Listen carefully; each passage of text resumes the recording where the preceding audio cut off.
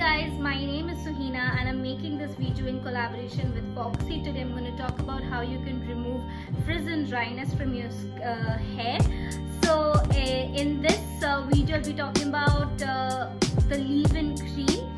So basically these creams are supposed to be just applied on your hair, but there are many people who do not know the right way to apply it. So I'll take the cream first. You can take any brand's cream, whichever you like, and once you've done that, so this is what it looks like, and then you have to apply it on your palm properly to mix it really well. I will suggest that keep your hair damp or just put a little bit of water on your palm when you mix it so that it does not stick to your hair, which if it starts sticking to your hair, it will not give the desired results. So after doing that, you just need to take your hair and you need to scrunch it from below.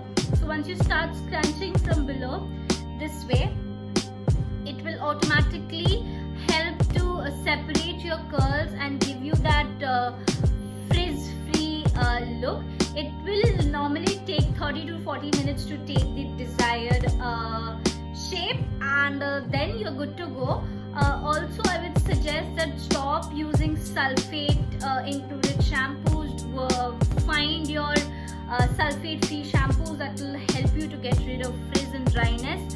And you can also try out home remedies such as putting curd in your hair, egg white in your hair. All of that works really well. So do all the things which will make your hair healthy rather than damaging it. So do a little bit of research and all of that. And these leave-in creams are really good. It really works very well for me, and I have super curly hair, as you can see.